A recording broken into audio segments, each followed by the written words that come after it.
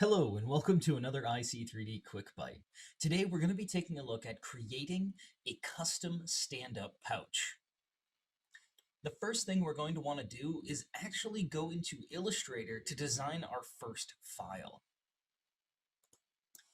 What we're looking for in Illustrator is our design of the pouch itself. Now there are two pieces of the pouch we're going to need to create: the outer seal area and the inner pouch area. Both of these should be to size and to scale, so whatever units you're working with, just be sure to remember them and jot those down.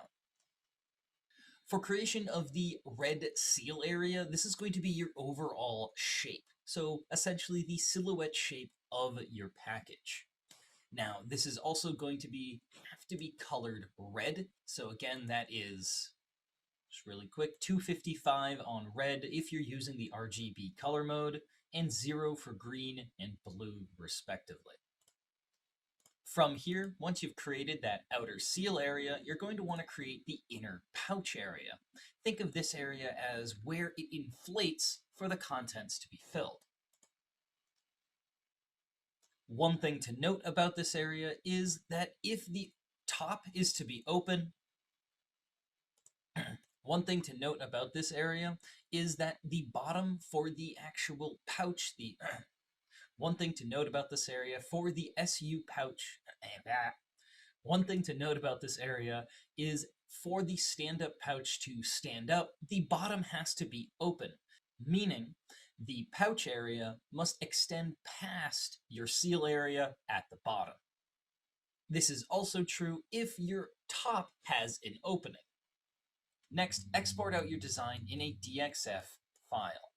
Inside of Illustrator, you would want to go to File, Export, Export As, and then go into Save As Type, and we are looking for the DXF.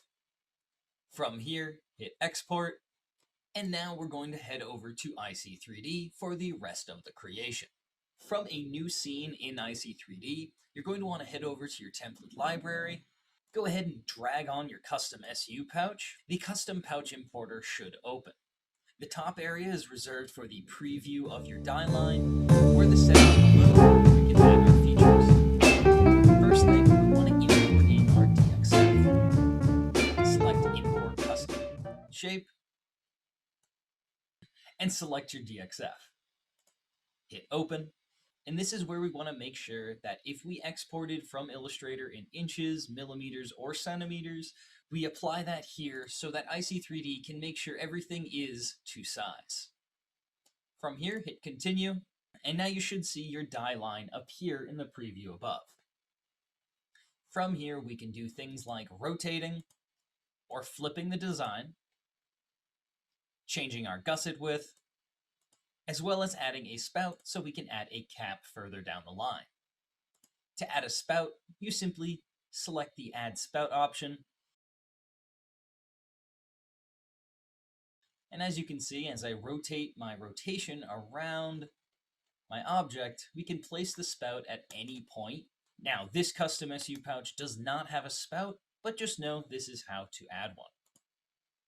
From here, once you're happy with your design, go ahead and hit Apply, and that should open up our next template, the custom stand-up pouch template.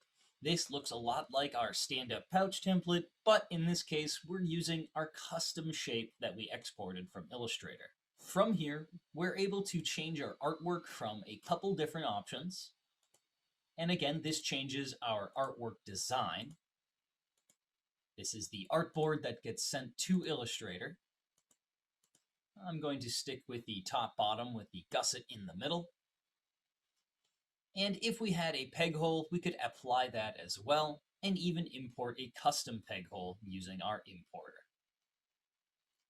From here, though, I'm going to go ahead and add a little less fill to my design,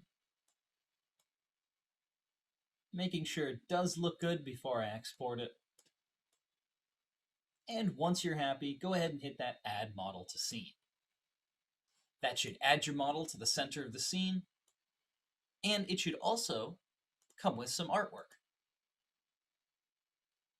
To access the artwork, simply hit the AI button at the top, and this should then open up our artboard.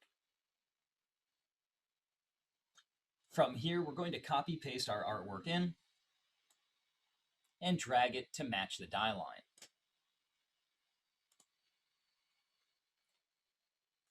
Once everything is aligned, go ahead and open up your V5 renderer and update that back to IC3D. From there, head back to IC3D, and your design should be visible. Now from here, let's go ahead and clean up our scene for a final render.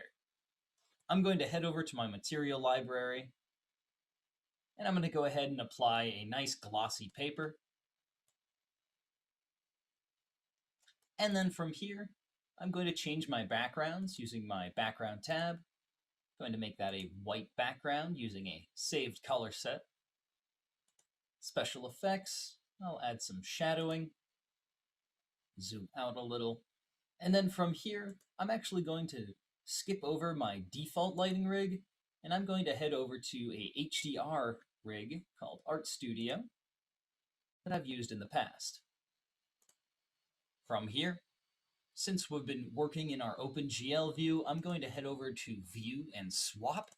This is going to swap my two views for my high-quality ray tracing view. And then I'll go ahead and hit Start and take a look at my final render. I hope you guys have enjoyed this IC3D Quick-byte of creating a custom SU pouch.